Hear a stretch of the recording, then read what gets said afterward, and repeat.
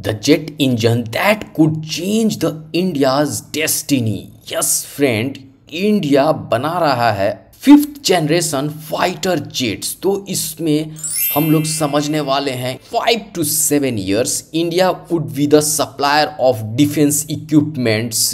क्या इंडिया बिना foreign help means foreign companies के हेल्प से एक फाइटर जेट इंजन बना सकता है? Yes, India has started developing the indigenous jet fighter.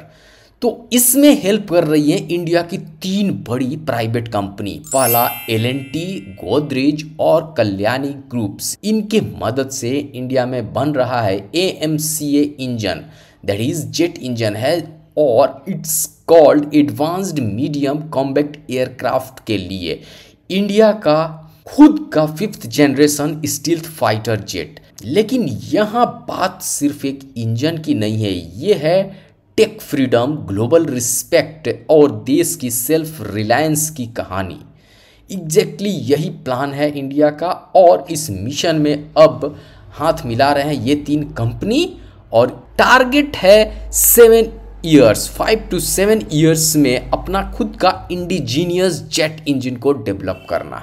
अब इसमें बात आती है कि जो प्राइवेट सेक्टर हैं now they are entering in the defence manufacturing sector. पहले इंडिया का defence manufacturing mostly PSU driven होता था, लेकिन अब गेम बदल रहा है।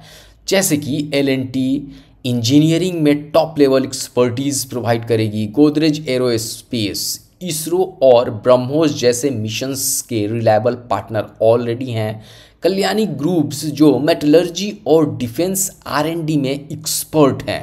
तो ये कंपनी सिर्फ सप्लायर्स नहीं है, ये मिशंस पार्टनर भी हैं और ये बताता है कि इंडिया अब इंजन बनाने की रेस में बहुत सीरियस है और बहुत सीरियसली वो स्टेप ले रहा है और बहुत एग्रेसिवली वो काम कर रहा है। इंजन बनेगा तो सिर्फ प्लेन नहीं उड़ेगा, इंडिया का विश्वास भी है इसके साथ। अगर ये इंजन सक्सेसफुल होता है तो इंडिया फाइटर जेट इंपोर्ट्स पर डिपेंडेंट नहीं रहेगा और इंजन सैंक्शन से फ्री हो जाएगा। फाइटर जेट्स एक्सपोर्ट कर पाएगा विदाउट फॉरेन परमिशंस। जैसे आज तेजस, Su-30 MKI, राफेल, ये सब के इंजन्स इंपोर्टेड हैं, इंडिया में नहीं बना है। अगर सपोज कल AMCA के नीचे अगर पूरा देसी इंजन घूमेगा तो इंडिया की डिफेंस स्टोरी ही बदल जाएगी। अब इसमें कुछ चैलेंजेस हैं, तो वो चैलेंजेस क्या है? देखिए, जेट इंजन बनाना किसी भी देश के लिए टॉप 3 टफेस्ट इंजीनियरिंग टास्क में आता है। वो क्यों? क्योंकि पहला जिसमें है कि जो टेम्परेचर जो होता है जेट इंजन्स का 1600 डिग्री सेल्सियस से ऊपर होता है, उसको टैकल करना है। ब्लेड्स रोटेट करते हैं लाइटनिंग स्पीड पे, उसे देखना है, उसमें इनोवेशन एंड टेक्नोलॉजी लगाना है। मटेरियल्स और डिजाइन की एक्यूरेसी जो होती है वो माइक्रोन्स तक में होती है, जो कि एक बहुत बड़ा चैलेंज होता है।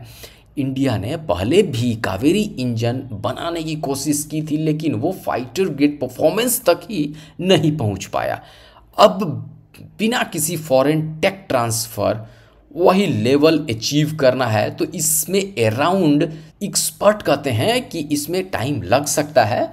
तो जैसे कि इंडस्ट्री के वेटरन्स बोलते हैं कि इंजन टेस्ट करने के लिए इंफ्रास्ट्रक्चर और एक्सपीरियंस भी बहुत ज़्यादा डेवलप करना होगा इंडिया को। हाई टेम्परेचर मटेरियल्स में वर्क करना होगा और कूलिंग सिस्टम भी डेवलप करनी होगी और वो अभी डेवलपिंग स्टेज में है।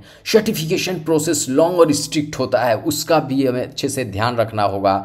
तो प्राइवेट सेक्टर के आने से स्पीड जरूर बढ़ेगी, लेकिन बिना शॉर्टकट लिए ये करना होगा। क्वालिटी को टॉप प्रायोरिटी रखना होगा, सेफ्टी को टॉप प्रायोरिटी रखना होगा, इसमें किसी तरह का और कॉम्प्रोमाइज़ नहीं करना होगा इसके डेवलपमेंट में। ये इंडस्ट्रियल वेटरन्स का कहना है, तो ज़रूर हो सकता है। तो क्या थोड़ी फॉरेन मदद फ़ायदा इसमें कर सकती है या नहीं कर सकती है? हाँ, कर सकती है थोड़ा। अगर कंट्रीज़ लाइक फ्रांस, UK जैसे प्लेयर्स का साथ हो तो इसमें हेल्प होगा, टाइम सेविंग होगा, थोड़ा टेस्टिंग और R&D फास्ट होगा, देसी टीम्स को फास्ट लर्निंग मिलेगी इसमें। तो ये make in India plus learn from the best से होगा। तो अगर कंक्लूड किया जाए तो ड्रीम बड़ा है दोस्तों, नो डाउट, पर इफोर्ट्स उससे भी बड़ा लगाना है।